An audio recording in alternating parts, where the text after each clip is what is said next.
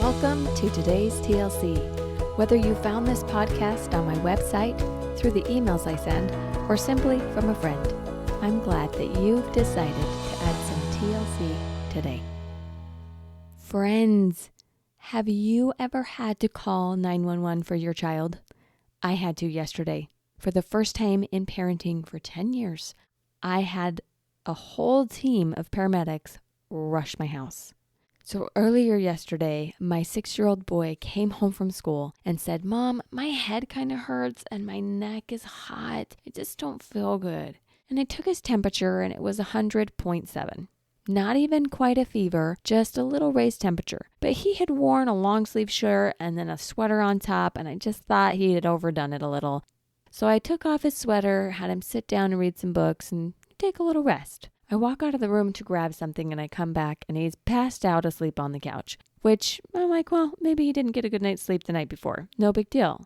After about an hour, I felt like, I should probably wake him up because I thought, let's make sure he doesn't oversleep and not want to go to bed tonight. So I said his name and said, "Hey, it's time to wake up." And he started moving a little bit. And then I walked over to feel his forehead and he was on fire, burning to the touch. I quickly grabbed the thermometer and read his temperature and he was 104.3. So I got a little nervous and said, "Hey buddy, it's time to wake up." And as he started waking up, he went into convulsions. His body flopped into my arms and he started shaking back and forth. His eyes rolled into his head. And as I was trying to wake him up and yelled for my husband, he just was speaking gibberish and totally not himself. I really thought he was having a seizure. My husband comes running in and says, "Call 911. And that moment, as a mother, when your husband looks at you and he says, "Call 911, hits you like a train. Gratefully, I was able to pick up my phone, call 911, and tell them what was happening as my husband tried to calm my child and get him to respond. Finally, after a few minutes, he stopped shaking and relaxed. He was still loopy, but he seemed to be pulling out of it. In that moment, I hear sirens and a big fire truck pulls up with a paramedic truck close behind. 7 grown men come rushing into my home to help with this emergency. At this point, my son is starting to have a full conversation. He's pulling out of sleep and his body isn't doing what it was before. His temperature has gone down to 103 and he's a little bit more stable. The 2 main paramedics take all of his vitals and tell the rest of the guys they can go. Paramedic 1 says, "This was not a seizure. He had a really high temperature. He probably has the flu and he just had a hard time waking up." My wife works at the main hospital around here and there's been a lot of the flu lately, so that's probably just what this is. And honestly, in that moment, I had 2 feelings. First, I had the urge to say, "Are you sure?" Because that was really scary and was definitely not normal. And then on the other side of it, I felt a little sheepish. Like I had just called 911 and I had all of these people in my home to help me with an emergency that was done by the time that they got there. But I didn't really say either of these things. I just kind of looked at that first paramedic. Well, the second paramedic could see that conflicted state in me, and he very kindly and thoughtfully jumps in and says, "But I know that it was scary for you that this happened to your kid, and it's totally fine that you called 911. It was very sweet of him to try and reassure me in that moment. And I thought to myself, "Oh, he's trying to make me feel better." And guess what? It worked a little. I was grateful for him validating me there and showing me kindness. And I was grateful that I didn't freak out in that moment where my child seemed to have been having a seizure. And as I've reflected on this happening yesterday, a couple of things stand out to me. First, in that tangible, overwhelming moment of fear and worry as a mother that my son was not okay, I felt myself grasping outside of me. I wanted my husband to come and see if he thought it was going to be okay and that I didn't have to do this alone. I was desperately wanting my son to wake up and talk to me like he was his normal self. And I was looking at this professional, this paramedic, to calm my fears and apparently to validate me so that I would feel okay in that moment. All of these actions that I took were because I wanted to feel relief. Relief from the worry, from the fear, from feeling sheepish, from the pain of that intense emotion. And I was grateful in that moment for the support that I did receive. But what about those times in our lives where we are feeling that pain and those negative, hard emotions, and we don't get the support that we want from those around us? What do we do in those hard moments? That space is where we find out if we are emotional adults. Here's what I mean. First, let's think back to when we're a toddler, or think about a toddler that you know right now. When a toddler is scared, what do? They look for a grown-up to reassure them. You can just see a toddler's face when a dog comes up and they're worried because they've never seen this big of a dog before. They look at their parents with that furrowed brow as if to say, "Is it safe?" And the parent gives that knowing nod to reassure them, and the child relaxes because the parent said that they're going to be okay. As a toddler, when we are young, this is a healthy dependence because that toddler doesn't have the capacity to understand the world and to regulate how they're feeling. Their brain literally is not capable of that yet. But there's a point in your life where a healthy emotional person will shift away from needing a parent or someone outside of themselves to give them that security and that knowledge of what's safe and what's not safe. And instead, they'll find it within themselves. Here's a couple examples for you. Let's say that you have a friend who says something that feels inconsiderate to you. If you are still in emotional childhood, you could interpret that as, "I'm not lovable because they said this thing to me." And then you want to judge them and you want to text them a lot and try and figure out how to solve it, or worry that you were going to say something wrong. And you need them to change their opinion or what they did for you to feel lovable again, or for you to feel reassured that your relationship with them is going to be okay. Can you feel that needy energy, that pull to the other person to solve the problem? That's emotional childhood. An emotional adult in this situation would first honor how they feel about what's going on, because they know that they need to take care of their own feelings. And then they might get curious about the truth. Was what this friend said true? Is there something that maybe we could learn from here? And then they'd find a loving way to invite connection to themselves and that friend. They could say sorry for something that they may have done wrong, or they could share how they were affected by what the friend did. They might even ask God's guidance of what else they might need to learn here.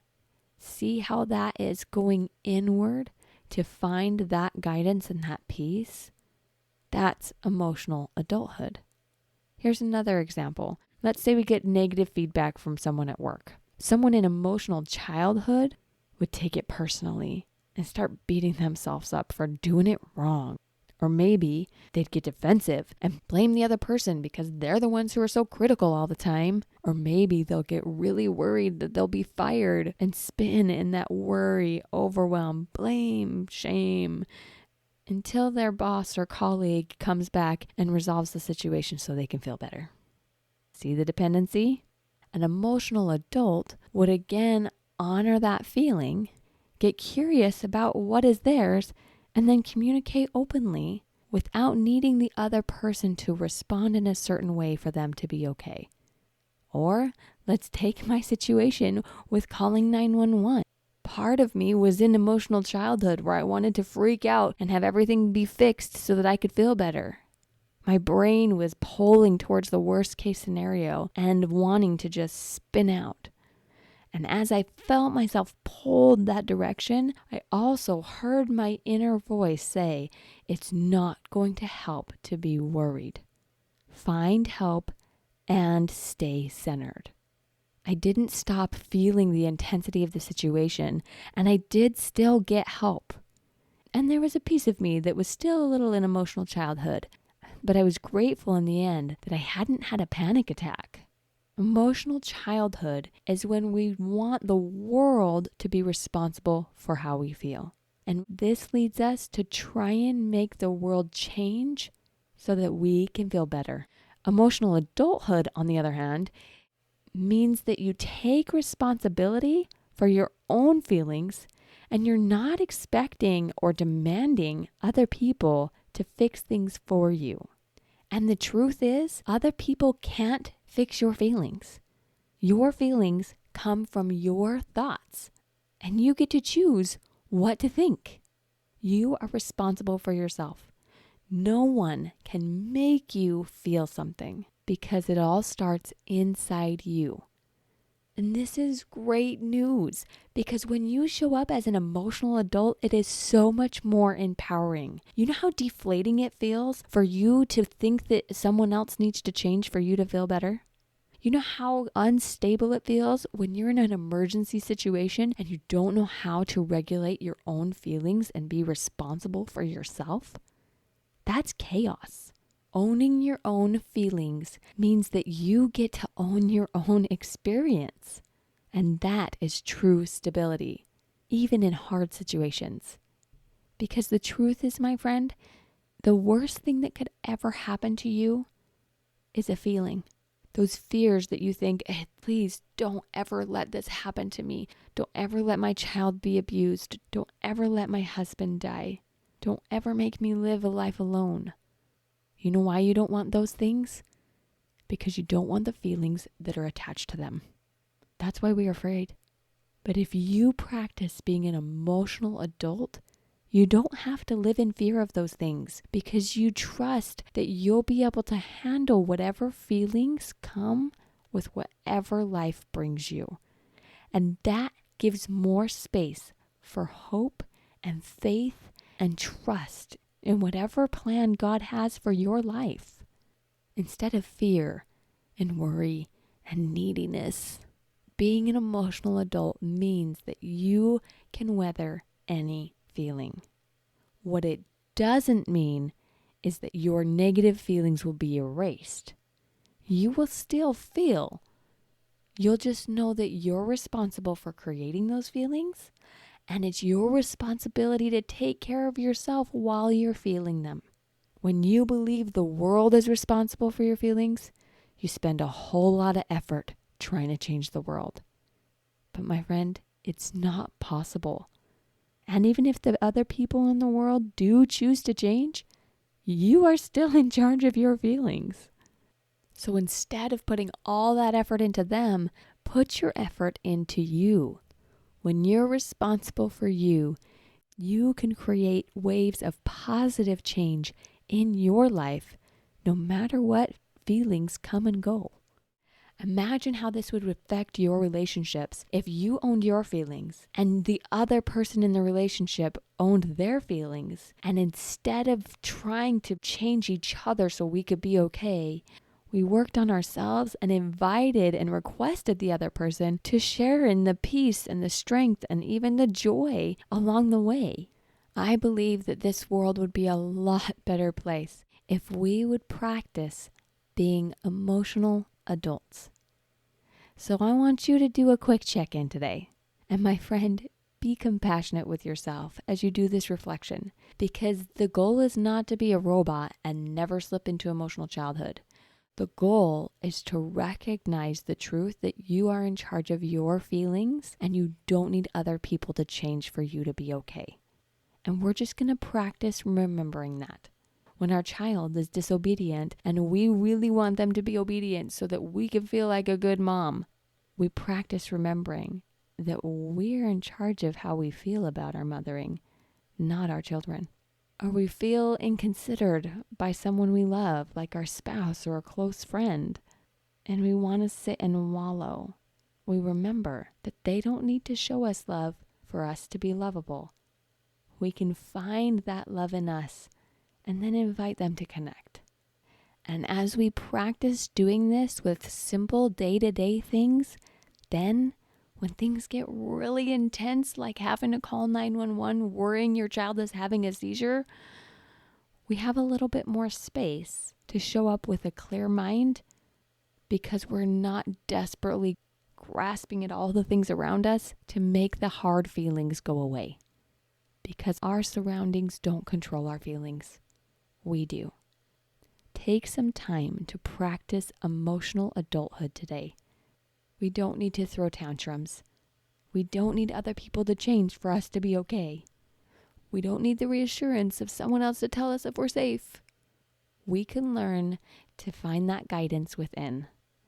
And when we do slip into that emotional childhood, don't look outward, look up.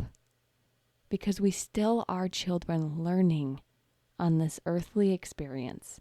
And the all-powerful, intensely emotional Father of ours in heaven will guide us when we get stuck. Turn in and turn up. Let's practice today, my friends. You've got this. Life after therapy can be simple. Come learn how to think light, feel light, and live light at thelightcoach.com.